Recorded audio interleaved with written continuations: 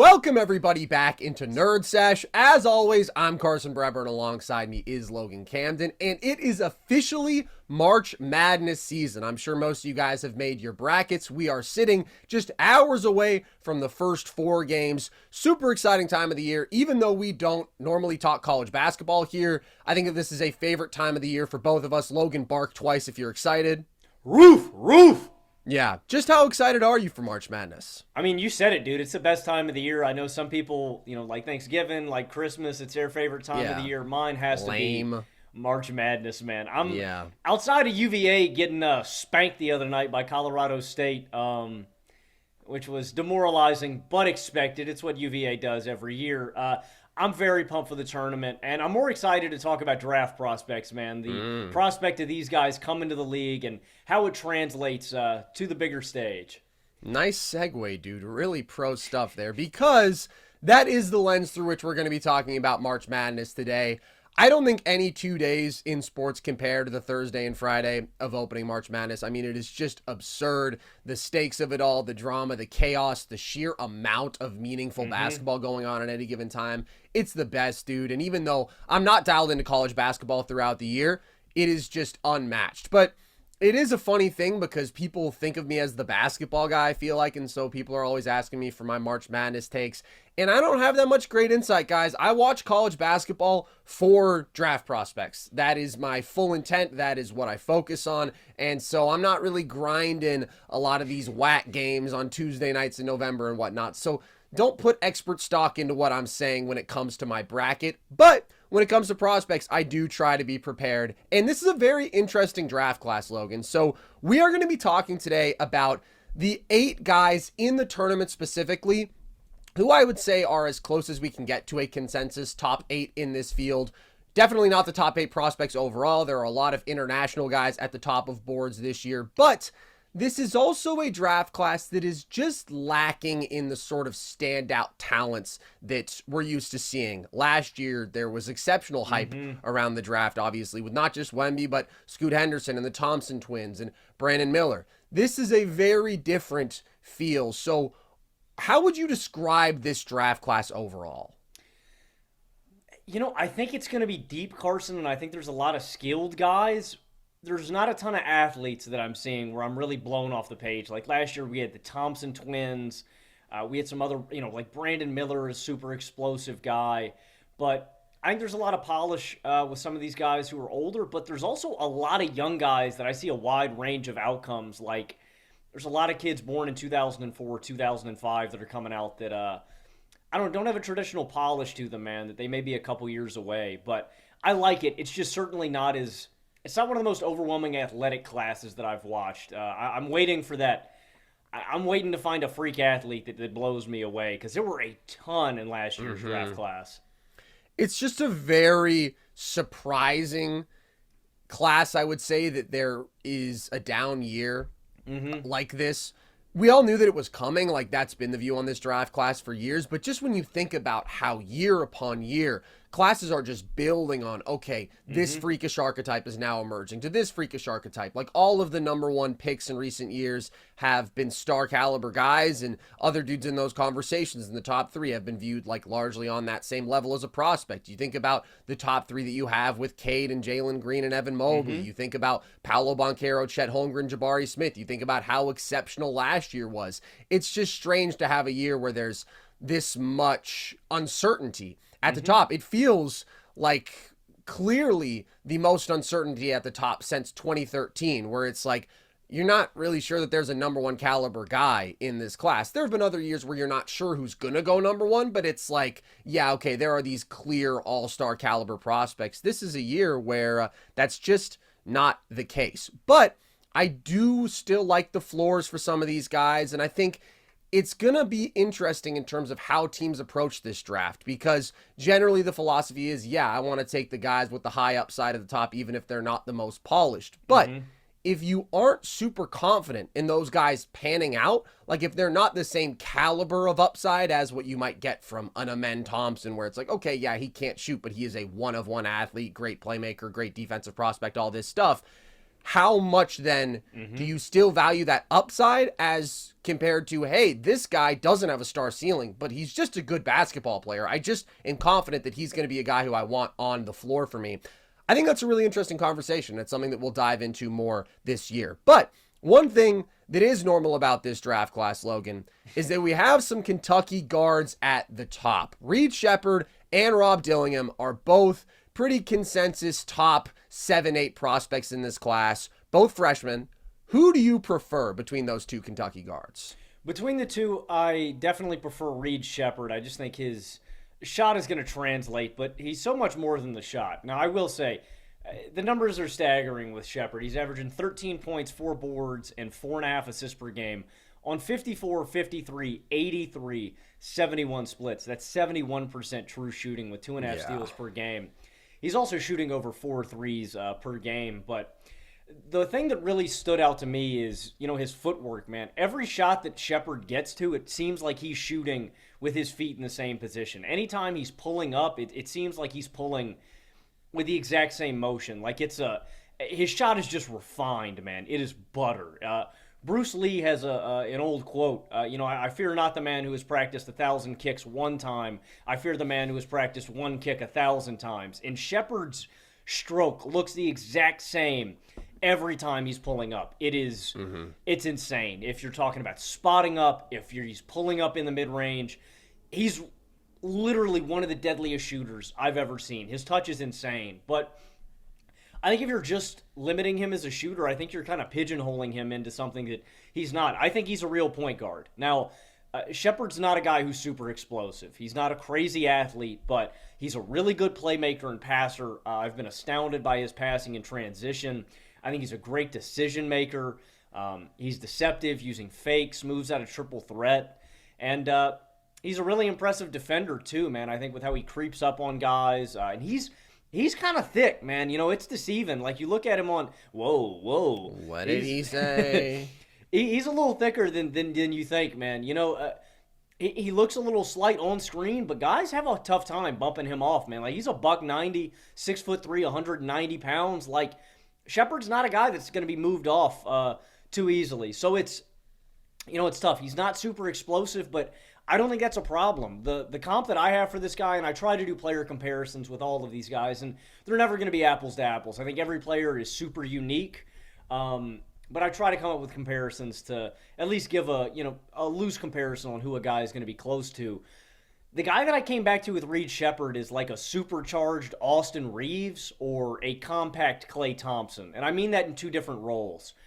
I think he can play off-ball in a Klay role with his relocating, with his pure shooting ability. Again, all this guy needs is a sliver of space, and he's getting a shot off. But the craftiness level and the touch that I get with this kid, I see a Reeves level of being able to operate within the lane. Now, he's a little smaller. Again, he's 6'3", so he's a little smaller than Reeves, but there's a craftiness level and ability to operate in the mid-range and out of the pick and roll and inside the arc that is really similar to Reeves, I think. So that would be my player comp for Sheppard. And I think this is a projection. I think Sheppard is a starter one day. I think he's right below an all-star level. I think that he could reach either, he could be an all-star or he could be like one of the best starters that's not an all-star. Again, the league's super talented. So that's my projection for Sheppard, though. But I think he is an absolute stud, and I think with his skill, I think this is a guy that can kind of work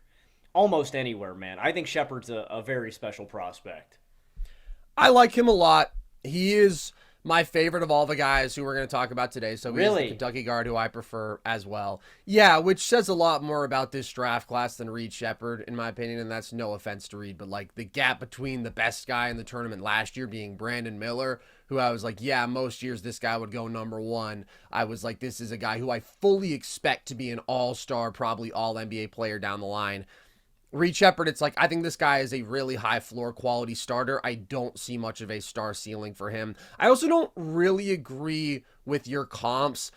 I think that Austin Reeves is actually a much craftier creator inside the arc. I think that he has a pretty exceptional level of deception and all the tools in his bag and the change in pace, the poise out of pick and roll, the foul drawing. Like, I don't see that level of craftiness from Reed Sheppard. And then the Clay comparison, it's like Clay's 6'7", so there's just a physical advantage. It's compact Clay Thompson, man. Yeah, well, I understand. Maybe more like Sam Merrill then. But this guy is a legitimately ridiculous shooter.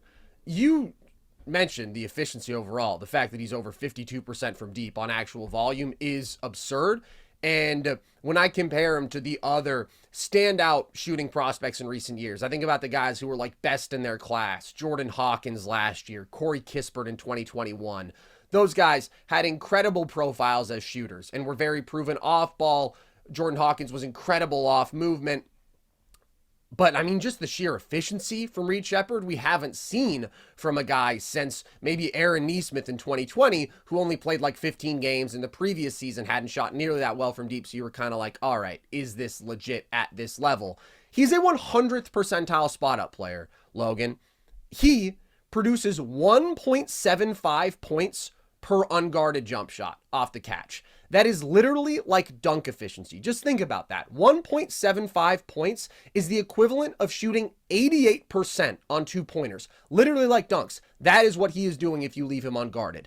But off the dribble, he is producing 1.32 points per jumper. Steph Curry this season is producing 1.07. So that's like a 25% difference in efficiency off the dribble between the two of them. It's just unfathomable what he is doing as a pure jump shooter. He is consistently shot ready off ball. He has a quick release. He has a good feel for where to be, good off ball mover in transition. I mean, if you are not matched up, he is just absolutely lethal. And so that is his standout, like all world kind of trait. And no, he's not going to shoot this well at the next level. And sample size, of course, is a factor. But like this guy is an exceptional shooter point blank. And he also has real range. So that is very valuable to him as an on-ball creator because he can run these super high pick and rolls, and he's not a guy who has a standout first step whatsoever, but he can get himself such a runway when you're having a ball screen set 30 feet out that's valuable for him getting into the lane at least a little bit. And he has been an effective creator on ball this year, including passes. He's created with 72nd percentile efficiency out of pick and roll and 81st percentile efficiency out of isolation. So he's been legitimately good there. And he is relatively crafty, and that can get him a step at times. Off ball, hit you with a pump fake to attack a closeout. His change of direction on his cross is decently quick. And so especially when he's starting from those super high pick and rolls and he does have those runways, he can get a step, but overall, he is quite limited in terms of his downhill pressure that he's going to exert. He also doesn't have an exceptional handle, and so he's not necessarily creating a step a bunch with that sort of next level ball handling, and he can be affected by ball pressure on occasions. He has a nice little intermediate game, short jumpers, floaters, hasn't turned to it a ton, but those are looks that you think he can get to out of pick and roll. But as much as I love his pure shooting, and I like his craftiness, and I like his overall poise, I think that lack of rim pressure, that lack of athleticism, or the exceptional craftiness, the next level change in pace where it's like some dudes can still get into the lane really consistently and finish there very effectively without being great athletes. I don't think Reed Sheppard is one of those guys, but he is a very sound decision maker. He's a guy who's going to spot cutters, and particularly I think you see just the value of his IQ as a passer with how much Kentucky entrusts him with, like executing their designed actions, running inbounds. Like he's just going to make the right reads. You mentioned he is very good in transition. He's just a fundamentally unselfish guy. Out of pick and roll, he's a pretty good processor. He's got good touch. He's a solid lob passer, not like crazy accurate there, but he sees them. He sees the skip passes. So he's a good, not great passer, I would say. One issue that I do have with his passing is that he doesn't get a ton of velocity on his passes. And so sometimes when he is trying to make a skip pass or any sort of more audacious pass, if he's glued to that read for just a second too long, defenders can get a jump and that can lead to some turnovers. But overall, I mean, just a very high floor offensive player, lights out shooter. To me, projects as like a good secondary ball handler, good decision maker, guy who can play on or off ball, but lacks, I would say, the sort of really high-end on-ball creation to be a star there. But he is a defensive pest as well. His hands and his timing there are just absurd. I mean, he pickpockets people regularly. He also does a really nice job of affecting guys out of pick and roll with those rear view contests if he's trailing the play. He's a really impressive shot blocker given his physical attributes. He averages 0.7 blocks per game, which isn't crazy, but he's a 6'2 guard with a 6'3 wingspan. So, like, that's pretty legit. He's just a playmaker. He's going to hassle you. He's going to make you uncomfortable. Jumps passing lanes. You mentioned him creeping up to guys. Like, he does have good instincts on those timely doubles. He's an aggressive off-ball defender overall. He's super high motor. He's a good lateral mover. He's going to apply ball pressure. Like, he's just a pest. He's a pest. My one concern about his defense is just how effective any NBA defender at 6'2 with the 6'3 wingspan is going to be. Like, I think he's going to be a good defender because of all the things that I laid out.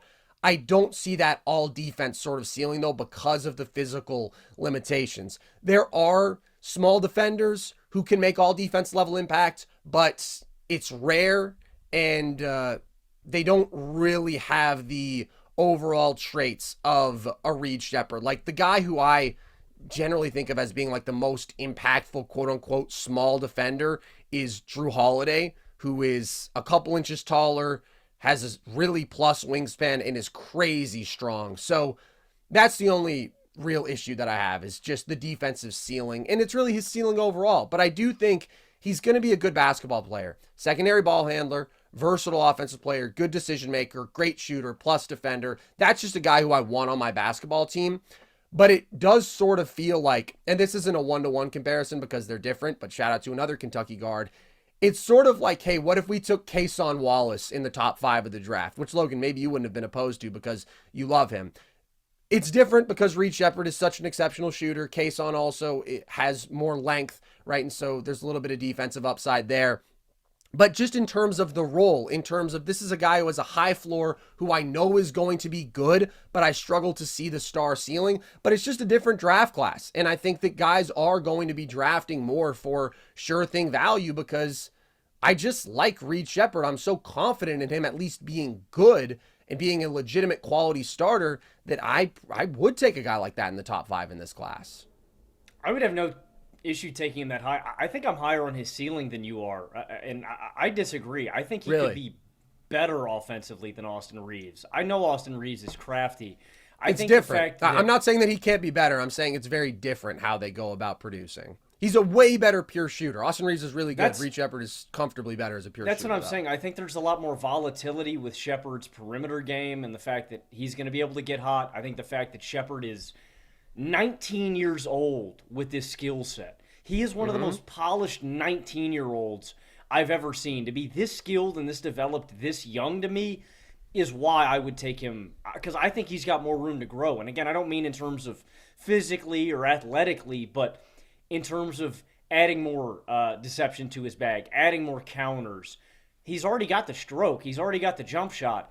It's about adding out. And again, the NBA is a different game, and I think that his physical limitations are going to come into play. I don't think he's ever going to be a great defender. He's a guy that's going to be able to be attacked. I don't ever think that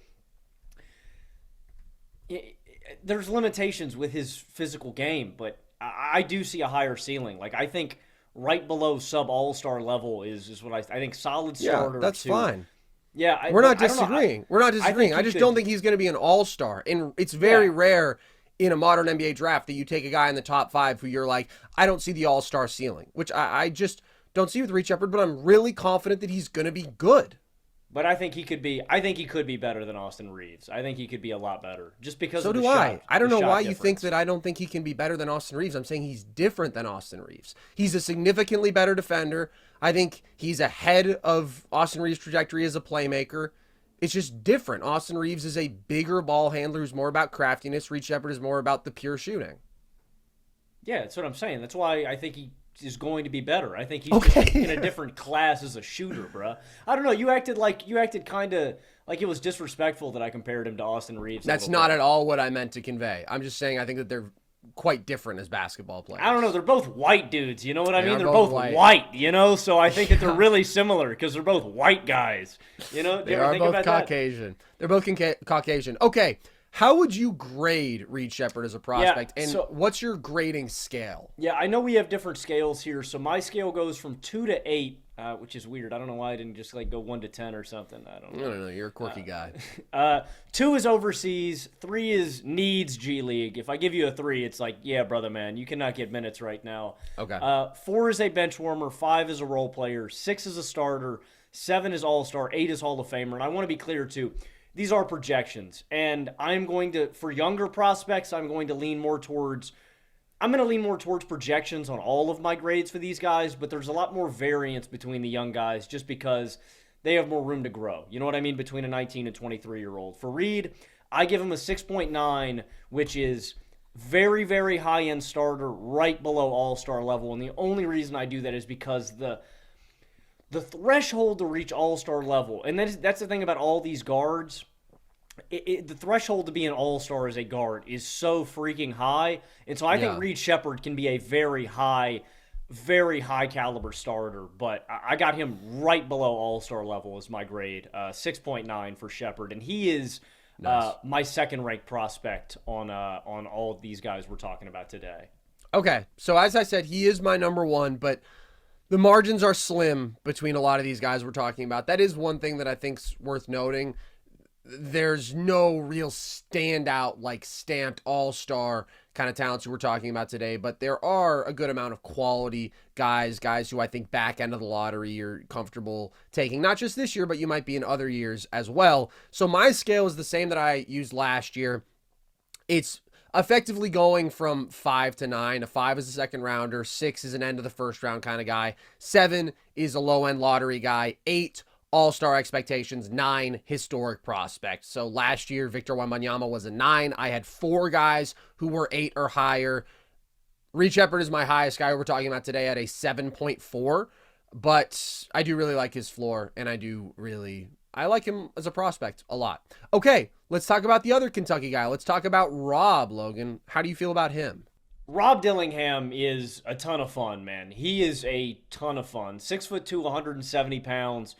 Twitchy change in pace, man. He's really deceptive. He's got an adaptive and reactive handle. One of my favorite things about Dillingham, watching his tape, is that he's always reading the defense, man. He is looking for that counter. He is looking for that move to get you. And he's a ton of fun to watch, man. Good touch with both of his hands. His bag is crazy deep. He's a good playmaker. He's a creative passer. But I want to be clear about something. Like, this guy is wired to get buckets. I think Dillingham is a wired bucket. That is his role. This year he's been averaging 15 points, 3 boards, and 4 assists on 48, 45, 79, 60 splits. That's 60% true shooting. And he's really young. He was born in 2005 in January. He's just 19 years old right now. He's one of the youngest prospects in the draft. My one concern with Dillingham, and it is about a lot of these slider frame guards, is that he doesn't create a ton of downhill pressure. And so it's hard for me to ever see him as being this high volume. And that's a criticism you can make about Sheppard too. I just trust Sheppard's touch and pull-up game a little more. It's just going to be tougher for Dillingham to get all the way to the basket, so he's going to be settling for a lot of shots like that. And when he gets downhill, when he can get that runway with a pick and roll or something like that, or if he can get into the lane, he can finish. He's really crafty around the rim. But again, I think it's always going to be a little bit of a struggle for him to always get there. He flares his legs a little bit on his jump shot. I talked about how consistent Reed is with that up and down, smooth motion. Dillingham flares his legs inside a little bit on his jumper. And it goes in. Like, he's wet. He's 45% from behind the arc. He's a really good shooter, and he's got great touch. But that is one concern for me. He can kind of get caught up. It'll get some defenders on and one sometimes when he flares his legs like that, but it's not one of my favorite things about him. And then really similar to what you said about Sheppard, man, Dillingham is such a slight-framed guy that he's always going to be attacked on defense. And he's high effort. He's high energy. He's got good hands. But he's a slighter-framed guy where I think that, you know, if there's a mismatch, if there's a screen, if he gets a switch, he's a guy that you're going after as an NBA player, just because he's always going to be one of the smallest guys on the court. The thing with Dillingham is that he's very young, so if there's a lot more room to grow, if he improves a lot, I think he could be a starter. I think he could be a special player. But he's got to be such an effective three-point shooter. He's got to be such an effective scorer to get on the court. I don't know, man. I see a wide range of outcomes, and it's between a role player and a low end starter for me with Dillingham. Oh, I wow. don't. I don't really see an all-star upside, a crazy, unless he improves a lot. That's the one thing that makes Dillingham tough to grade is he's so skilled at such a young age. Again, he's just 19. So I don't know. Like, I think it's going to really take over the next 3 to 4 years. He's a really skilled, fun guard. The next 4 years to me are really going to determine what Dillingham is. Like, it's hard to gauge. I don't know. It's rare that you see a guy this skilled and this young and this good with his change in pace and this filthy of a handle. But I don't know how that's going to translate when he's going up against the best athletes and the best defenders and the best players on planet Earth. So I think he's a guy that's going to need time off the bench for a few years. I think he's a guy that's going to need time in the G League to develop a little bit or to get, to really carve out his game.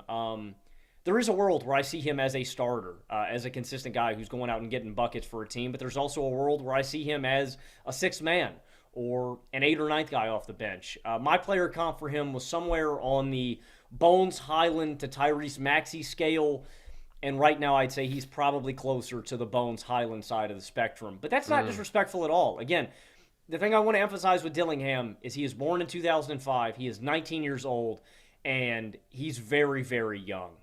There's a wide range of outcomes for this young man's career, and I think it's just going to take him these first couple of years figuring out what his role is and how effective he is going to be as a lead guard. Is he a sixth man or is he a lead point guard for your offense? I don't know. He's really fun. He's really skilled. He's really special. Right now, I'm definitely closer to sixth man / role player is my projection for Dillingham.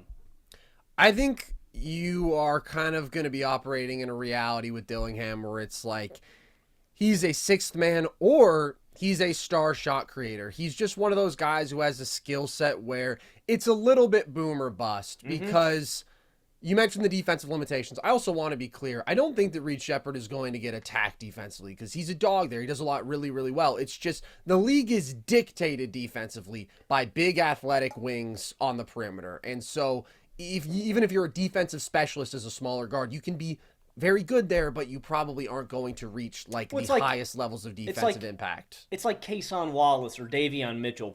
Those two guys were two of the most advanced, smaller defensive guards out of the draft in recent memory, and it's like those guys are good defenders, but they're not going to be all NBA guys. Right. Now, Dillingham is very different. Dillingham is super slight, much slighter than Sheppard. He's even smaller. He also does not have a positive wingspan. I mean, he's 6'1" with a 6'2" wingspan, and he's not a very high IQ defender. So I really worry about his value on that side of the ball. But offensively, he is a dynamic scorer. You mentioned he's twitchy, he's jittery, he's relatively quick. Just a pretty dynamic ball handler. I like his change in pace. He's got good floater touch. He's a very good pull-up shooter and an exceptional catch and shooter, and it's like Reed Sheppard may be the generational shooter in terms of the efficiency this year, but what Dillingham is doing, 45% from deep, he's a 98th percentile guy off the catch, an 82nd percentile off the dribble, so like this dude is still a hell of a shooter, and he has more dynamic shot creation in terms of step backs, what he can do creating space off the bounce.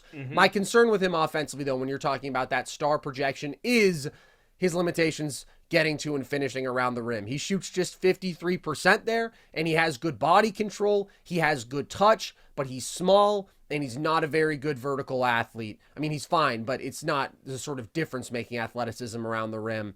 So that puts a limit on his ceiling as a scorer. When you're super reliant on pull-up shooting, it's tough to reach those like consistent star echelons. And then I do like his passing. I think that he definitely has some flashy high highs there. He's a pretty inventive and deceptive live dribble pick and roll passer, throwing lobs, throwing bounce passes. And I think he has good feel and is generally pretty willing there. I wouldn't say that he's stamped as like this guy is going to be a lead playmaker for you, but I do certainly think that there's potential for him to develop into that. So I do see a star ceiling for Dillingham because of how dynamic he is as a pull-up shooter and because of the playmaking ceiling. But I also have a lot more concerns because of the lack of rim pressure and because of how specifically dependent he is on that star offensive value. Because we know that guards who are super skilled offensively are extremely valuable and they can be the driving factors in title runs. but there's a threshold at which they're kind of a dime a dozen. It's what we were talking about with the Jalen Greens and Cam Thomases, right? There are dudes who can get you a bucket, but if they're going to do it inefficiently, if they aren't consistently playmaking and defending at a high enough level, then that guy is super replaceable. And that's where I think Dillingham needs to prove his overall value, and just a lot of prospects do these days. You would say that you think Dillingham, I think Dillingham's a much better playmaker and has a higher IQ than those guys. You would agree, right? I definitely would say that. Yeah. That's the one distinction I'd make is I think Dillingham's there, but it's like you said, it's how effective is he as a lead scorer, as a lead pull-up jump shooter. And a lot of his tape, this is not my apples-to-apples comparison, but watching a lot of his tape, I went, and this is kind of a part with his size too, I was like, man, he kind of looks like Isaiah Thomas out there. Like at the high end, it's like, and I'm talking about like tiny Isaiah Thomas. Right.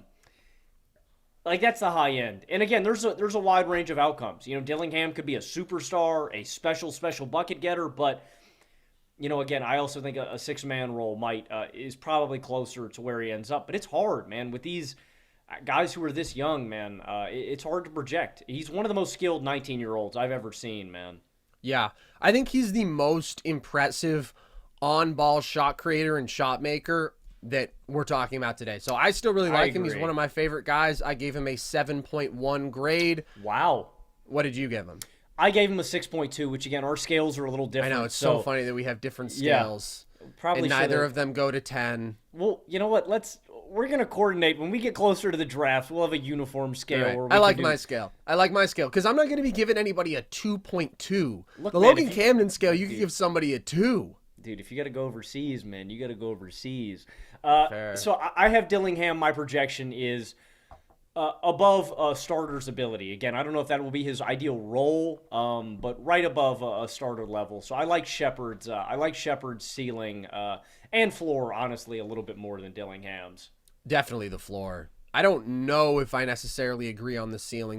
That's what really does intrigue me with Dillingham, but the floor for Sheppard is much higher. And again, in this draft, where there's not a lot of guys who I'm like, yeah, he's probably going to be a star, I don't mind a very high floor. The thrill and excitement of March Mania is here, and DraftKings Sportsbook, one of America's top-rated sportsbook apps, is giving new customers a shot to turn $5 into $150 instantly in bonus bets with any college basketball bet. And North Carolina listeners, don't forget DraftKings Sportsbook is now live in your state. Download the DraftKings Sportsbook app and use code NERDS. New customers can bet $5 to get $150 instantly in bonus bets only at DraftKings Sportsbook with code NERDS. The crown is yours. Let's talk about the other powerhouse that has a couple guys who very well could be drafted in this lottery range and is the definitely favorite to win it all this year. They won it last year, and now they come back with refreshed and kind of different team, and they are the favorite to win it again. Let's start with Stephon Castle out of UConn, Logan. Freshman guard. How do you feel about him? I like Castle. I have the exact same grade as Rob Dillingham, but for very different reasons. I like Castle's floor a lot more, and I think he could be an impact role player from day one. My player comparison for Castle, and again, this isn't apples to apples, but I said playmaking Josh Hart. Castle is really unselfish. Boy, I don't know if I love your player comparisons, but go ahead. I mean, size, rebounding-wise, he's really unselfish. The ball does not stick to this kid's hands. He's really patient as an offensive player. He's always scanning out and searching out the next pass. Like, he's unselfish to a fault. He's looking to move the rock. He's a surprisingly great rebounder. Like, it's really interesting with these wings and guards or just smaller guys that aren't always on the low block. He's a guy that isn't always looking to sprint out in transition. He's hunting boards, and he's really good at crashing the glass. He's also 6'6", 215 pounds with a 6'9" wingspan. Like, he's just got a good NBA frame. High energy, high effort, prideful defender. Like, this guy has one hell of a motor. And like I said, great size and length for a guard. His arms are going to be disruptive defensively. And again, from day one, I think this is a guy who can play a connecting role as a player. Just he is a connecting piece offensively, defensively. Now, I think his scoring bag, and this is where I kind of draw the line with the guy, is scoring. offense as a whole is a question mark for me with Castle. His scoring bag is just limited by his lack of great touch, and I think his shot just has to get better to warrant playing him. Again, he can do all the other things, all the little things. If his shot isn't falling, are you willing to play him if teams are going to drop off him? Or if he's going to shoot 30% from behind the arc? You just can't play the guy. So I think that's really going to determine how much playing time he gets, how effective as a role player he is, and ultimately where his ceiling goes. Again, this guy's 19 years old too. He's not super explosive or twitchy as an athlete. And one of the things I noticed defensively with Castle is he has to get better at controlling his closeouts. He's a good defender. I think he's got the tools, the energy, the effort, the motor. Closing out, I think he can be a little too aggressive sometimes and give guys free runways to the hoop. He can get away with it a little bit here with UConn because he's got Klingan on the backside. And presumably if he's paired up with a good rim protector, he can get away with that. But that's one area where I think he needs to improve. So, listen, I think this guy does everything well except putting the ball in the basket. And so I think he's got real upside if his shot translates. And I think he's good finishing at the rim, too. He's got good body control, can finish through contact a little bit. But the one thing is, he's not an explosive athlete, so I don't really see him. Is he going to get to the hoop all that much at the next level? That's why I say playmaking Josh Hart. I think he's got a better Josh Hart does all the little things. He's a much better shooter and scorer than this kid, but Hart does all the little things. And I think this guy is a guy who can kind of do all the little things. I'm worried about Castle's offensive game, though, and I think that could be a real limiter on this guy getting major playing time at the next level. But he does everything else at a high level. Do you think, I don't know, man, is Bruce Brown a better comp? I'm trying to think about guys that do everything but really score the ball. So I think that you are maybe underselling his chops as like an on-ball creator, because Josh Hart, first of all, there's not a lot of dudes in the NBA who Josh Hart is a much better scorer and shooter than. Like, Josh Hart loves his tour date shooting nights, man. If you let him shoot enough, he's probably going to shoot 30%. He's going to brick a lot of open threes. Like, he is the guy who does everything but score. I think my comparison for Castle in terms of recent draft prospects is more like an Anthony Black from last year. And I think that Black is a better prospect because last year was a better class. But I think they are in very similar archetypes where it's like, maybe they're not the most proven scorers because of issues in terms of the pull-up shooting and jump shooting overall, but they're these big ball handlers, 6'6", 6'7". They're plus athletes. I think that Black is a little bit quicker, but I still think Castle is a good athlete. And they play with very mature pace out of pick and roll. Like, they're super impressive playmakers for that age. And then they are plus defenders as well. I think that, again, Black was probably a little bit more disruptive there, but I like Castle's defensive value. And solid off-ball players, like just generally good feel for the game at this very big size for a guard. So I like Castle a lot. He's actually my second favorite guy who we're talking about today, because I think that there is a much higher ceiling for on-ball creation from him than you've laid out. I think that, again, at 6'6", 6'7", he is a creative, dynamic passer. He's not quite as good as Anthony Black was, but he's good. He whips no looks to bigs. He can make those skip passes. He's a really good ball handler, and because he is a plus athlete, he's just tough to stay in front of, and then he does play with that sort of calm pace as well. He's never really sped up, and he doesn't have great touch as a finisher, but he gets to the rim a good bit, and like Anthony Black, again, he gets to the line a lot. He has a free throw rate of .39, which is very valuable when you can pressure the rim and you can create sort of that scoring floor with those free throw attempts as well. And he's got solid touch from floater range. The concern is absolutely his jump shot. He has really struggled both off the dribble, 21st percentile efficiency there, and off the catch, where he has 26th percentile efficiency. And his jumper isn't broken, but I do think he is a guy who is dependent on rhythm. A rhythm dribble helps him, and there's some mechanical inconsistencies. He has a pretty deep dip off his catch, and so that's not necessarily great for time and getting those shots up quickly in those NBA settings. And sometimes he has these really bad misses. The top of his release can seem a bit labored, and he kind of lurches. It looks like he's forcing the shot a bit too much from his upper body. So I do want to see his jump shot reworked mechanically, but there are also times where he is in rhythm off the catch, and I mean, he squares up nicely. Like, it's not a broken jump shot. It's not something where I would abandon hope. Again, Anthony Black, I guess I'll just keep doing the comparison, is a guy who had a noticeable hitch and has improved as a jump shooter already in his rookie season. Logan, you hate the Anthony Black comparison? I just think Anthony Black was a better prospect. Well, Anthony Black is a better prospect, but I think that they're similar. You don't think they're similar archetypes? How are they not similar archetypes? I just think Anthony Black's way better. Okay. I don't know. Right. Do you think that again, it's always really hard with these young guys. Do you think Castle could be a lead ball handler in the NBA? I don't really see that for him.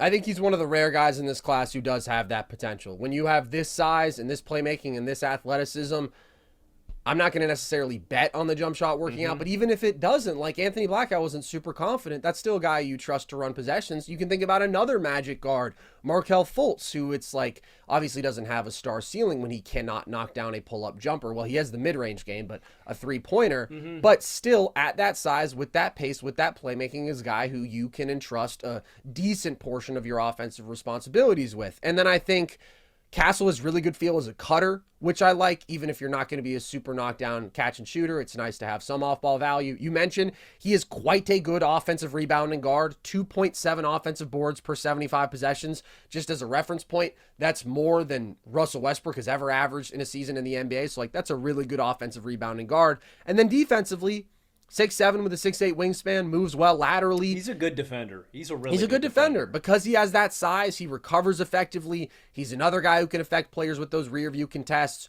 plays with good effort. Not somebody who I see an all defense sort of ceiling for. I don't think that he's like the most impactful off-ball defender, but I think he should be a plus defender. So his role to me, if he figures out the jumper, he could be a star lead ball handler. If not, I still think he's a good secondary ball handler who has some feel off ball and is going to be a plus defender. And if he can just be a capable catch and shooter, then I think that's a really good basketball player. So I gave him a 7.2. He is my second favorite guy who we're talking about today because I just think it's rare to find star traits in these guys. And that's the thing. He like doesn't have that one thing where it's just like, boy, he is great at that, right? He's not an A-plus athlete. He's not an A-plus playmaker. He's obviously not an A-plus shooter, but he's really good at a lot. And I do think he has a higher athletic ceiling than a lot of these other guys who we're looking at today. That's why I have him, I think, at his apex.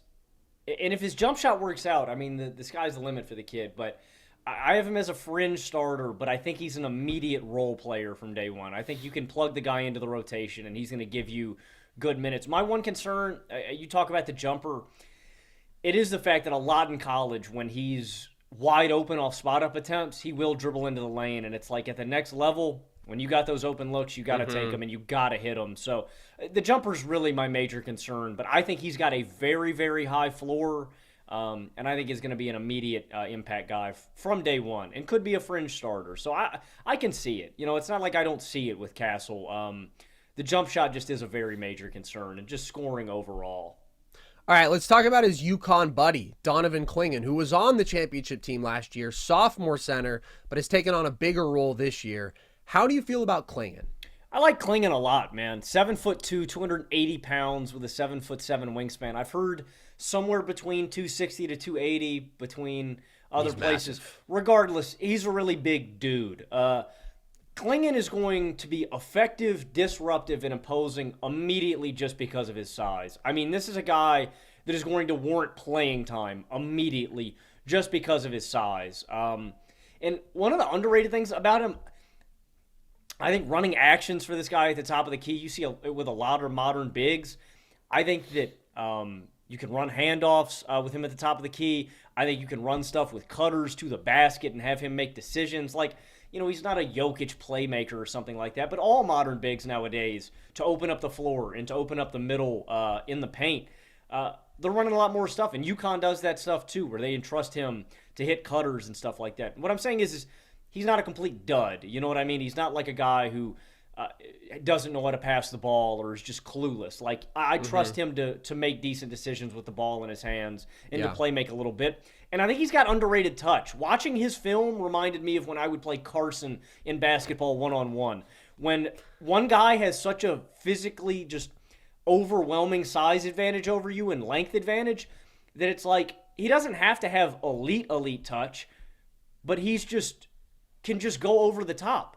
Like, I think he's got underrated touch. I can see him developing a little bit of a go to him on the low block and let him put up a hook shot. Again, like, he's got freakish size where if he's matched up against a Onyeka Okongwu or a Trace Jackson Davis, for example, these are just undersized bigs that I point to that are athletic. Put a 7'2 guy on a 6'9 guy, and he's just going to be able to put up that baby hook or go to the hoop. He's got good touch, and I can see him developing. He's a 55% free throw shooter. I can see him developing touch, and I can see him developing as a shooter. I wouldn't bank on it, but he's not a complete dud there either. He's got a little skill to his game. The one area where I worry about Klingan, and I think this is obvious, is just his limitations defending in space and mobility-wise. He is a bit lumbering. He is a bit clunky. Sometimes it looks like he's got cinder blocks on his feet. So I do worry about that a little bit, and I worry about him against really dynamic guards who are shifty. I think that he's a guy who could kind of get eaten on a little bit in space. You know, they isolate him on the baseline or on the wing, and I think he could get cooked. And another thing that I'm concerned about, I think Klingan could be a bit of a low-light machine at the next level. I think he's going to be really effective. I think he's going to be really effective as a rim protector, as a rebounder. I think he's a starter. I think he's a starter from day one that you can put out there, a Walker Kessler type, Derek Lively type. And I don't mean in how they play, because Lively's a freak athlete, but effectiveness immediately.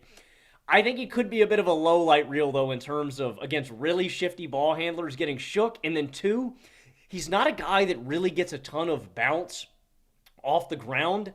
I think against these really high-level athletes like Jalen Johnson or Amen Thompson or Anthony Edwards, these poster machines, I think Klingan could kind of be a poster boy for getting yammed on because he doesn't get off the ground a ton. But he's going to be really effective, and I think he is a starter, a capable starter from day one. My grade is a 6.7. Ooh, so like him. I think he's a high-level starter, really effective, and right below all-star level, where I don't think his numbers are going to warrant an appearance, but I think his effectiveness might in that way. I think he's a day one, a guy who, if you need a center, if you need a big body tank Hulk guy, I think Klingan could be your day one starter. He's got that level of size and effectiveness. That's interesting. I don't know if I see a sub all-star kind of ceiling for Klingan like you do, but I definitely like him more than the consensus. And my view is kind of, if you could get a guy, you talk about Kessler and Derek Lively, I view him in terms of play style a bit more similar to like an Ivica Zubac. Zubac is a pretty exceptional touch shot maker. I do like Klingan's touch, but like, okay, a guy who can bully those mismatches. Klingan was a 97th percentile post-up scorer this year.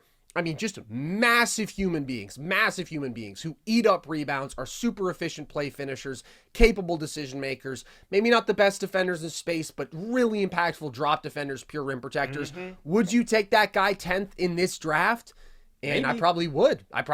Like, I really like Klingan from that perspective. I mean, the physical traits you just mentioned, 7'2", whatever he is, 270 with a 7'7" wingspan, that's rare. And his production per possession for this team that is the national title frontrunner is monstrous, dude. Per 75 possessions, he averages 26 points, 15 rebounds, 3 assists, and 5 blocks on 63% true shooting. He is an exceptionally massive target around the rim. You mentioned that he's not a great vertical athlete, but he's just so huge and he's so long that it doesn't really matter all that much. He also eats up fouls around the rim. If people are out of position, they just hack him, which I do think part of that is that he's not really holding them accountable from the line, just making 57%. But I do think that also speaks to his massive physical advantages. And he does have pretty good body control and touch. He's an efficient roller. He's an efficient post scorer. I think we've seen when defenses converge on him on post-ups, off the short roll, from the top of the key, like he can make sound decisions. He can run handoffs and then slip to the rim. And it's just nice to have a big man who's capable in those categories. We've seen that already with Derek Lively, his rookie year. Like, just having a guy who doesn't have to be a standout passer, but who's decent there, it's valuable to modern NBA offenses. And then defensively, I mean, he's just such a high floor prospect. He's a 99th percentile post-up defender, Logan. Opposing players have posted him up 36 times this year. They have averaged 0.25 points per possession. I believe they are 3 of 26 shooting when they go at Klingan out of the post. And then he's a problem as a drop defender. Again, 5 blocks per 75, and he's very, very sound positionally. He's a monster rebounder. He just eats up box outs, again, has the great size.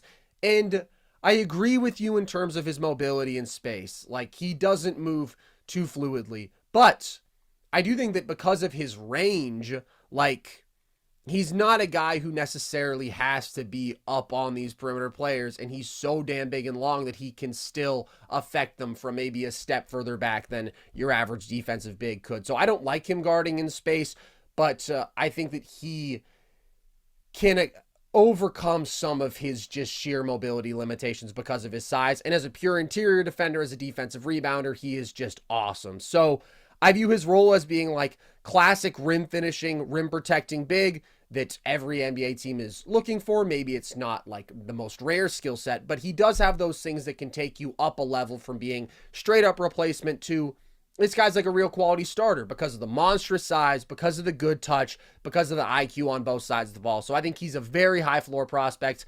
I gave him a 7.0 grade flat.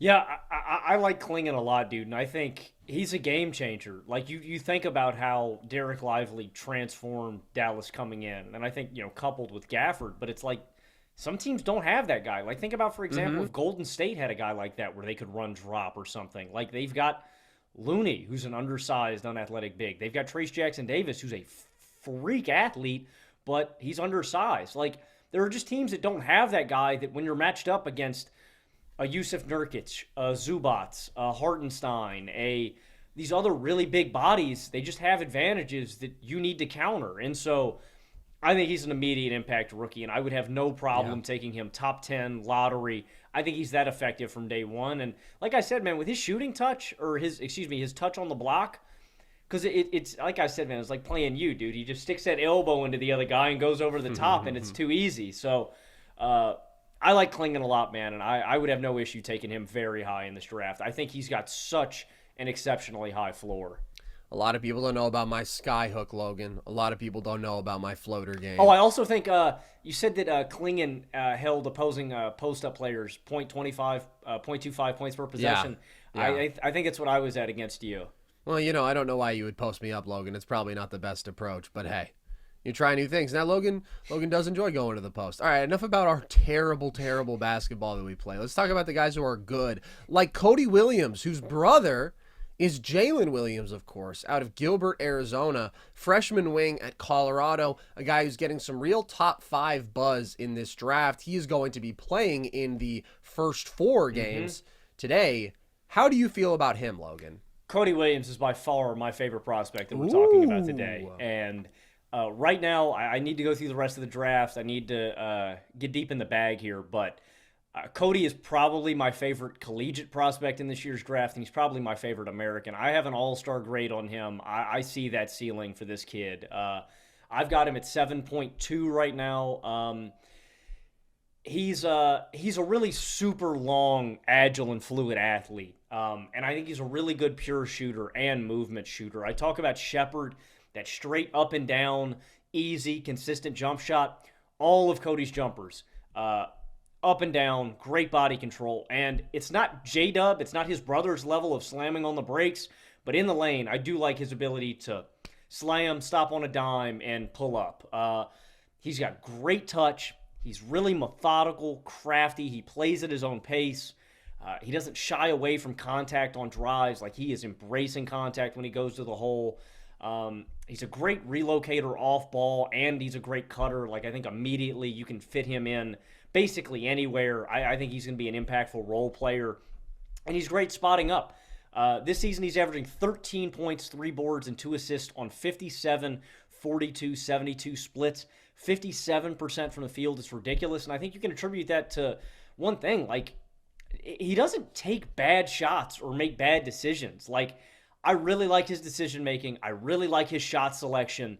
He's just efficient on the floor. Now, there are areas where I think Cody needs to get better. There are areas, evidently, where Cody needs to get better, but they're very marginal things that I think he needs to improve on. One, specifically, he's got to improve his hands, and he's got to improve his handle. There are a lot of plays on tape where he's either driving and just loses the ball, or he catches a pass and somebody knocks it out of his hands. he can get really loose with the ball, and that's a concern for me. But I think it's something that he can work on. Another thing that I noticed on tape is that Cody's really comfortable driving to the right side with his right hand. He never crosses back left. I watched a ton of possessions where if he's driving right elbow or right baseline, he's either kicking it back out or he's going all the way to the hoop. He never crossed back across his body to his left hand. So in general, I just think he needs to work on his handle, his left hand, and his hands. But again, I think he can work on those things. There's a lot of other things that I like about his game. I think he needs to work on locating the ball on rebounds and crashing hard. He can kind of just, he'll either get out in transition or he'll put his head down. He doesn't crash the glass hard. I think he needs to get better there. Defensive discipline and reaction time. Closing out too hard or reacting too hard or leaving his feet, I think he needs to get better on. Again, these are marginal things. Screen navigation, strength and filling out his frame. He's 6'8", 180 pounds. I think that you see it in college. Bigger wings, bigger guards, they can take him to the hole and kind of big body him on defensive attempts. He's really long, but he can get big bodied a little bit. But he's such a high floor guy, and I think he's really high ceiling, where if he can fix his handle and his hands, I see a really high ceiling for him offensively. And a lot of it is the fact that he doesn't have to have the ball in his hands. But he's a mismatch, man. In the paint, he's really long and has great touch. Like, I see a lot of his brother in him. His brother's better. His brother's on a different planet, but I see a lot of his brother in him. And he's young, man. I expect him to get a lot better in all of these areas where a year out after his rookie season, I can see him taking a legitimate leap going into his second year. But it comes down to one big thing, and that's the fact that I love his decision-making and I love his shot selection. He just does not make really bad decisions, and he doesn't take bad shots. He's taking open threes, and he's taking shots in the lane or at the rim. You know, he's not really forcing anything. And Colorado runs a lot of actions, if it's DHOs, if it's off screens, that he just makes work. So if he can clean up a lot of these little things, that's why I say immediately, I think this guy is a rotational role player that makes good things happen on both sides of the ball. But I see a much higher ceiling where he could be an all-star kind of player. Cody Williams is one of my favorite prospects in this draft, man, and I am absolutely enamored with his game, dude. He does so many good things, and he's not explosive, but he's crafty, man. He's methodical. Mm-hmm. Cody is one of my favorite prospects in this draft, and I cannot wait to see him at the next level. I am, fingers crossed, if you were watching this after the Colorado game, I'm hoping he gets into the tournament and we can see a little bit of a run from Colorado in March Madness. It would be fun. Also, shout out to the Pack dying. It would be nice to see some representation. I like Cody. I don't think I like him quite as much as you, and I think that maybe we differ on the star ceiling, because where I kind of struggle with Cody is in identifying that one really high level trait. I do think he does a lot pretty well. I think that he is like a jack of all trades kind of wing. I do like his change in gears. I like his pace out of pick and roll for a 6'8" dude. He doesn't necessarily have that pure quickness. I mean, he doesn't have the change in gears that his brother does, but it's pretty good. I think maybe there are just some areas where you say he's great, and I would more say he's solid. For example, his overall touch.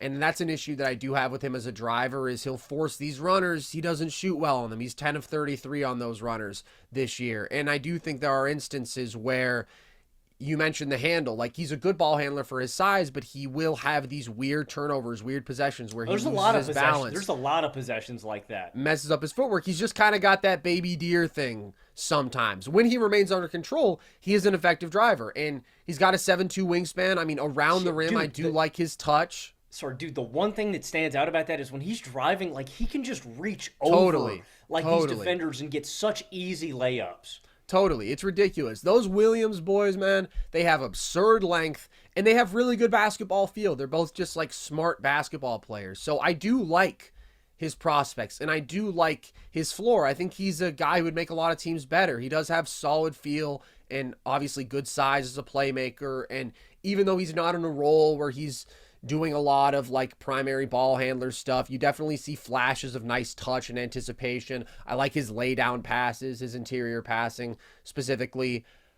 I do have like some concerns about him as an on-ball creator in any sort of high volume role. He struggled with efficiency there this year, 21st percentile pick and roll creator. That's including passes, actually. And I think that there, the lack of like a reliable pull-up jumper is definitely worth noting. And again, if you are settling for those tough runners, but a lot of the other off-ball stuff that he does offensively, really good in transition, just a really good athlete in the open floor, great feel as a cutter, very smart. And he's been a solid catch and shooter. He's not a threat as a pull-up shooter, but over a small sample size, he has knocked down his catch and shoot jumpers pretty effectively. And then defensively, he is a really good lateral mover. His length is insane, and he gives consistent good effort. He is still quite slight, but Jalen has added size, so I think that just in terms of the genetics, like that's a positive, the ability to add to the frame. So I like him. I think that, again, he is doing a lot of things at a B level. Off-ball, feel, being a solid on-ball creator, being a plus defender, but maybe not like an elite defender. So I gave him a 7.1. He's a guy I would want on my basketball team, but I don't know that he's a guy I would spend a top 5 pick on. Maybe this year I'll have to get deeper into the international guys, but I don't love the really high-end upside. I don't know. I do. Again, this guy's really young still.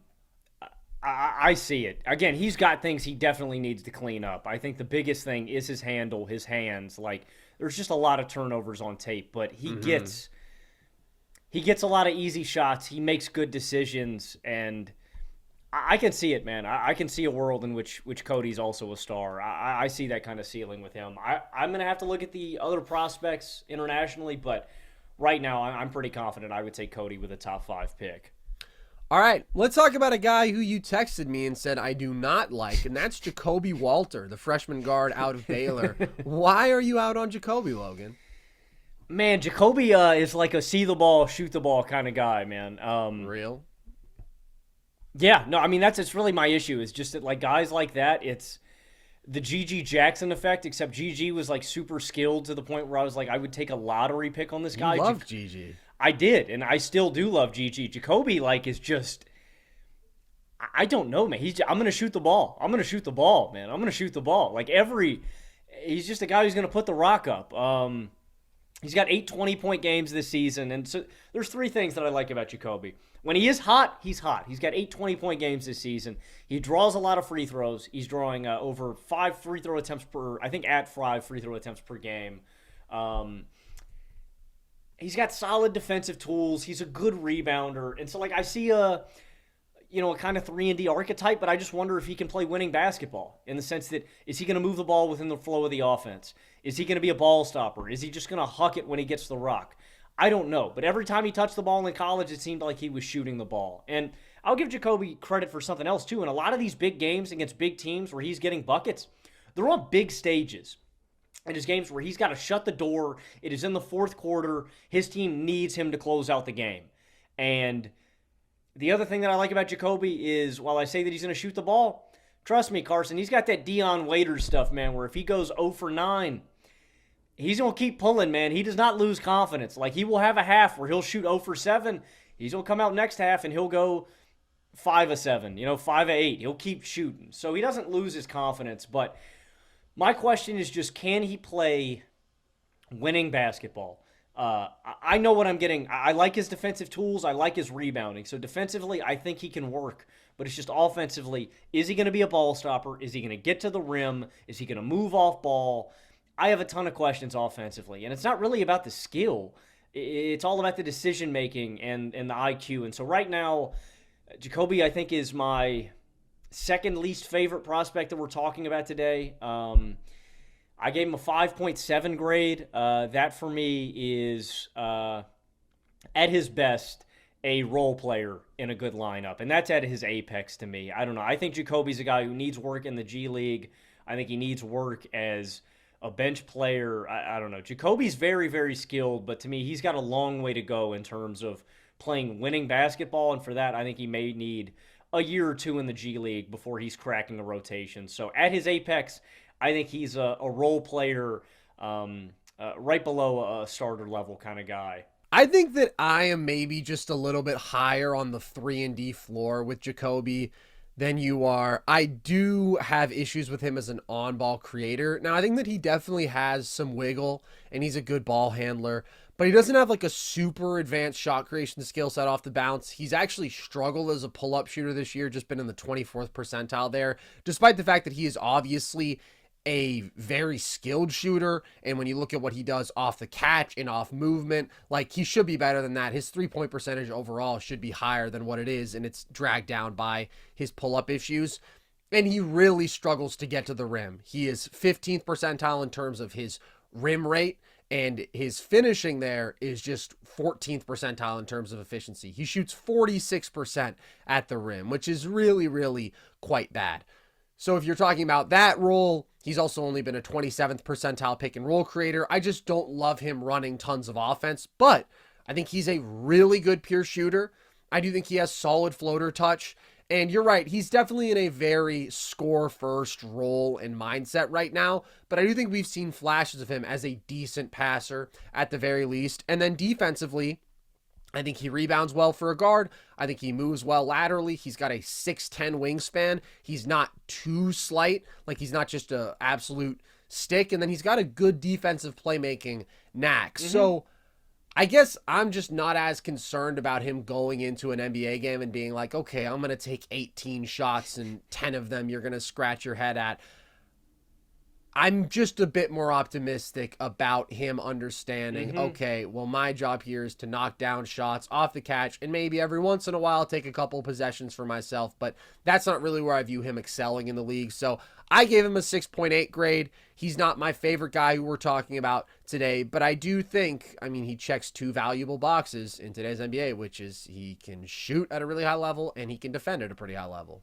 Yeah, and he's one hell of a rebounder. Like, if you put him at the 2 or the 3, like, he's a legitimately great rebounder. Like, he crashes the hell out of the glass. So if he commits to that role, I think he's got all the talent in the world to be able to do it. I just wonder if he's, I don't know, mentally committed to that, or if he's, I'm putting a rock up. You know, if he commits to playing team basketball, I think he's got enough skill and ability and talent to do it. That's not really where I have my issues. It's more about decision-making, basketball IQ, and committing to playing winning basketball. But I think he's got the skill set to do it. Yeah, I just feel like he has bought in. I mean, certainly the defensive side of the ball. And maybe they're just asking him to do too much here in, you know what I mean, in this situation. Yeah, he definitely has his off nights as a shooter. I mean, you look at his last handful of games. He has a 1 of 8 game, a 3 of 11 game. Those are his 2 games in the conference tournament. 3 of 13 just a couple games before that against Kansas. Like, there's definitely a volatility there. But I think put him in a straightforward role at the next level, and he has some tools that you definitely like. But I do view him in this class as definitely a low-end lottery guy, and I think there are some who think he's like a solid top 10 kind of guy. Okay, let's talk about one of just the stars of college basketball this year. A guy who, if it weren't for Zach Edey being 7'4" and 300 pounds and seemingly having been dominating for a decade at Purdue, like, maybe could have won the Wooden Award. Definitely one of the standout players in college basketball this year. That being Dalton Knecht, who's a little bit different than these other guys because he's 23 years old, the guard out of Tennessee, spent a couple years at JUCO, then a couple years at Northern Colorado, and then has exploded this year for a team that I know some like to win it all. How do you feel about Knecht, Logan?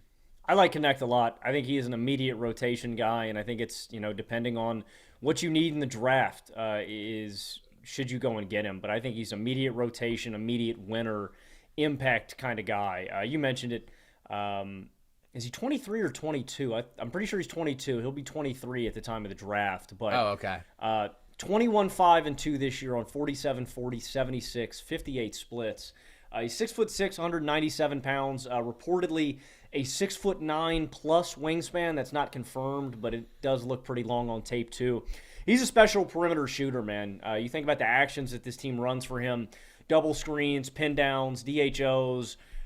He's really effective in all of them because he's such a great shooter. Like, teams just have to respect him there. And he's got a veteran poise to him, man. You can just tell. Like, that's the difference between these 19-year-olds and guys that you see that play at 23. That's why Trace Jackson-Davis stood out last year and why we both thought he was like a first-round guy, right? like late first round guy, immediate impact player. I feel the same way about Knecht, and that's why I think he is warranted potentially spending a lottery pick on him, because you can put him in the league tomorrow and he is going to help a team win games. Like there's just polish that comes with these guys. And it is another thing, it's not just about the polish, it's about the role that he plays in that is going to make him so effective. Like the NBA is so predicated on big long wings that have skill, that can stretch the floor, and that can do other things. And he just fits the bill, man. He really does. So it starts with all the off-ball stuff that you can run for him. And for comparison, like I like him leagues more than I liked like a guy like Jet Howard last year, right? Like I just think there's a different winning skill set. Jet went, I think, 11th or something. I think to Orlando, and I like Knecht way more than I like Jet Howard last year. I think he's just more polished. Now, I think to maximize himself, and again, for a guy like Knecht, we're almost looking at a finished product here. I'm not saying that he can't get better. And the player comp that I'd give to him is Duncan Robinson, even down to back record, JUCO transferring, getting here, getting the league, down to the archetype and how they play. And we've seen Duncan Robinson even progress as a ball handler, as a playmaker this year.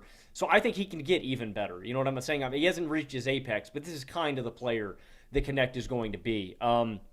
To get better, I think he has to finish more in the short mid-range and in the interior. He's got great touch, but he just doesn't finish that well. He can just kind of miss stuff in there. He doesn't create a ton of separation by himself. I don't think he's a guy that you're running, isolations. He needs a screen. You need to get him a little bit of a runway. You need to create opportunities for him. He is prone to falling asleep a little bit defensively. Sometimes on the backside, he's got to recover really heavily because he's helping out a little too much, or he's sunk too low. But again, that's very marginal. And then as a point of attack defender, I don't like him in the pick and roll. A little slow-footed, can just get caught up in screens a little bit more than other guys, and I think there's just some miscommunication sometimes on if he should tag the roller and switch, or if he should fight more over the screen and get back to his guy. But these are really marginal things as a prospect. And so my player comp for Knecht is Duncan Robinson. I think my grade for him is a 6.4. I have him as, I think he's a mid-level starter at the next level. And I don't know if that's immediately. I think he's a role player, but he's a guy that I think could climb to being an average to above average starter at the next level. So if that's what it depends where your franchise is. If your franchise is contending right now immediately and you need a guy like that, go get him. I think he helps you win games now. If you want to shoot for the stars and get a guy who you think could be an all-star, maybe you go in a different direction. But to me, if Jet Howard was a lottery pick last year, I think Dalton Knecht is a lottery pick this year. And I would take him. He's an immediate winner to me. Bro is taking shots at Jet Howard. Jet Howard, who has had a pretty rough rookie year. But I like Knecht. I think he's just a really fun guy to watch, and he's like the perfect college player because he's just got a knack for getting buckets, man. He's just got a knack for scoring. He's very, very versatile. He's a super active off-ball mover. I mean, they run him off screens so much, curling around those actions, cutting, relocating. Like, he just knows where to be, and he's pretty much comfortable rising up from anywhere, off movement from different angles, and that's very valuable. And then he can initiate himself, and he's been efficient doing so. Out of pick and roll, 82nd percentile score. He even has shown a little bit of an ability to score out of the post. Like, he's just one of those guys who has a nose for the bucket, and he can explode. I mean, just in his last 5 games, he's dropped 39 twice, and I also think he's not a dynamic athlete in terms of first step, quickness, but he is well built. Like, he's relatively compact. He's a pretty solid athlete in terms of his vertical ability. He's got good body control. He's got good touch. So he's been a solid finisher, shooting 58% at the rim this year. And he has a knack for drawing fouls as well, a free throw rate of .37, which is quite high. And you pair that with this really dynamic outside shooting, and he's going to be a bucket getter at any level. And he is a capable playmaker. And I think that he fits anywhere offensively. It's so great when you have a guy who you can plug and play off ball. You think about Jordan Hawkins, what he was able to do this year as a rookie for New Orleans. It's like, if you are going to exert that sort of stress on a defense away from the ball, and you can knock down shots at that clip away from the ball, every team is going to want you offensively. The one thing that concerns me with Knecht is his defense and the lack of that star upside offensively, because I just don't think he's a star. I don't think he has the on-ball ceiling there. I don't think he has the athletic ceiling there. And then I like his size and I like his length defensively, but I really don't like his lateral mobility. And I think that quick NBA guards are just going to give him trouble, and I think he's a guy who's going to be scrapping to be average defensively. So I think he'll have a place in rotations because of his offensive value. I'm not sure that he's a starter, though. I definitely can see it, but I'm just not sure because it's tough to find those wings who aren't like real high-level offensive players and who can't defend. Well, that's why I say he's a role player immediately with potential to grow into it. Or a starter in a pinch, so to speak. You know what I mean? You need a guy to fill in tonight or something like that. He's not going to be a complete. I think he's a winner, but I completely agree with the defensive questions. It's lateral mobility, and sometimes it's effort, man, like on the tape, like him really wanting to fight through a screen. And I'm like, get there, man. Get into his face. And it's like, I don't always see it on the tape. So I understand with the limitations, but I think he cracks a rotation from day one, man. I agree. I give him a 6.6. I mean, that's the other thing, though. He is a much more refined product. He's 23 years old. Basically, everybody else we're talking about is 19 or 20. So I like Knecht, but I think that you are looking at a guy who has a lower ceiling than most of the other players who we're talking about today. Last guy, Logan, who we're going to touch on, and sorry if we're not talking about your favorite players or whoever you want to hear talked about in the draft. Again, we can really only go 8, otherwise we'd be talking for 3 hours here, as you guys can tell. But we will talk about other guys, obviously, more as we get deeper into the draft process. Jared McCain, out of Duke, Logan, the freshman guard. How do you feel about him? McCain is my least favorite prospect that we're talking about today. It's tough, man. His efficiency's great. 13, 5, and 2 on 46, 40, 87 splits, 60% true shooting. On nearly 6 3-pointers attempted per game. 6'3", 195 pounds. This year he's got 6 20-point games, 1 30-point game, and he's a smooth shooter. He's got a smooth stroke. You see it when he drives to the rim, too, man. He's got good touch, like finishing when he does get to the rim. And I think he's a really good rebounder for a small guard, man. It's weird. Like, I was really impressed. Him and Jacoby, while I may have my issues with their game, man, they can get some boards. And for a 6'3" kid, he's really impressive with how he crashes the glass. But I have some major issues with him. One, the fact that he is not an explosive athlete. Like, I am really underwhelmed by him as an athlete in terms of exploding first step, getting to the rim, changing in pace, any kind of on-ball creation, creating separation. I have issues with him. And so that's issue 1. Issue 2 is he cheats on defense a lot, man. A lot of plays on tape where I'm going, dude, stick on your man, where he is sunk. You know, his man will be on the wing or in the corner, and he is sunk all the way down to the elbow or the low block. Somebody makes a cross-court pass, and McCain has to recover, easy 3. And it's frustrating, where I'm like, dude, just stick on your guy. Let the other side of the defense figure it out. He cheats a lot on defense, and that scares me. And then you couple that with the fact that he's always kind of going to be a liability defensively. He's not super laterally quick, doesn't have a great wingspan, not a super big guy. He's strong, like size-wise, not bad, 6'3", 195. Like, he's strong, but not super quick. I wonder if he's going to be able to stay in front of really quick guards. And so I think he's another guy that needs time in the G League. He's only 19, and again, that's the caveat that I want to put with all these young prospects. And if you really like these guys, I'm sorry if I don't like your guy. And for a lot of these young guys, like I said, they're young. We don't know what they're going to develop into. Guys, that's something that's really remarkable about the game today. And Carson, you tell me how you feel, but like there is such a surplus of basketball talent and skill. Some of these guys in the G League that are 18, 19, 20, they're going to figure it out and they're going to be studs. I believe it. You know what I mean? They are honing their craft right now, and they are going to get better because that's what happens. They are not finished products. So he may develop a lot in the G League. But right now, he's a guy to me, I have him as a 5.4 grade. That's him, in my opinion, maxed out. A low-end role player, a backup point guard. I don't really see it as a starter. And again, he can have value as a floor spacer, as a tertiary creator out of pick and roll off your bench. But that's high end for me. I don't ever really see a starter.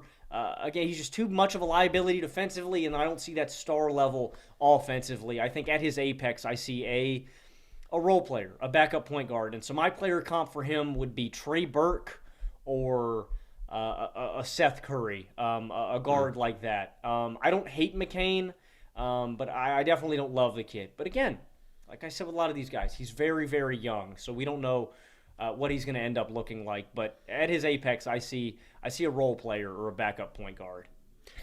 I think McCain is probably the guy who the consensus on everyone who we're talking about today is lowest on. Most of the other guys, I think you would see most people have in the lottery range. McCain, it sort of depends. Some people like his teammate, Kyle Filipowski, more than him. I love Filipowski. Shout out to him. We'll talk about him another time. But I don't love McCain. I think that he's my least favorite guy we're talking about here today. And I agree, I do view him as sort of backup point guard type. I do think he's a really good shooter. I don't want to lose sight of how good he is there, both off the bounce and off the catch. The guy is extremely, extremely effective. 84th percentile catch and shooter, 82nd percentile off the dribble. And he is an unselfish passer. He's not a next level guy there, but he generally makes the right reads. I think he's a decent point of attack defender, but he just has physical and athletic limitations that are generally difficult to overcome. When you're 6'3", you don't have a particularly good first step. You're a below the rim sort of athlete, and he doesn't have that next level craftiness, ball handling in terms of on-ball creation. I think it's really going to be about his shooting and his decision making, and that can make you a perfectly serviceable NBA player, but I don't really see a ceiling that intrigues me all that much with him. So I gave him a 6.4 on my scale. All right, nobody else to talk about today, Logan. There are other guys in the tournament who are intriguing. Shout out Tristan Da Silva from Colorado. Shout out Yves Missy from Baylor. All of those guys we'll talk about some other time. Any final thoughts to wrap up today, Logan? I don't know if this engages pretty well and people like it. Maybe we'll do a little something post-tournament, wrap up or something like that afterwards. Prospect talk is some of my favorite stuff to do, man. So I'm juiced to. You ready for the games? Have you filled out a bracket yet, Carson? No, I'm going to do that later today. I don't know. I haven't really had a good hard look at it yet. Have you? I mean, I have watched so little I picked the winner of UVA and Colorado State to go to the Sweet 16 in hopes that UVA would pull it out, but I guess I'm rocking with Colorado State. I do have my winner. I have my Final Four, but okay. I was just kind of clicking buttons. You feel me? Yeah, no, that's real. I don't know. I'll do a big release for mine later today, and all of you guys will have to follow in my footsteps. No, don't do that because it's probably not going to be a very good bracket, but we'll see what I cook up. All right, guys. Appreciate you as always. Actually, the last thing I'm going to say, I didn't mention this when we were talking about Reed Sheppard and Rob Dillingham, but you should draft Kentucky guards, man. Yes. You should just draft Kentucky guards. I tweeted out the track record. It's something we've talked about before, but it is actually ridiculous, bro. The first round Kentucky guards since 2015. Devin Booker, Jamal Murray, Malik Monk, De'Aaron Fox, SGA, Tyler Hero, Emmanuel Quickley, Tyrese Maxey. Keep in mind, those two picked 25th and 21st. Ty Washington, the one miss at 29th. Shaedon Sharpe, Kason Wallace. Yeah. It's absurd, bro. We're just an NBA guard factory. So shout out to Kentucky. Shout out to you, Logan. Shout out college basketball. Hope you guys are all as excited for March Madness as we are, and hope you guys enjoyed the content. If you did, there is always more Nerd Sesh. You can find all of our full shows with video on our YouTube page. You can listen to the podcast across audio platforms. You can follow us across social media, TikTok and Instagram at Nerd Sesh, Twitter at Nerd_Sesh. You can check out our merch if you want. That is at thevolume.com. And you can join our Discord. The link to that is at the link tree in our social media bio. And with that, as always, appreciate you guys. I've been Carson Breber. I have been Logan Camden. And this was Nerd Sesh.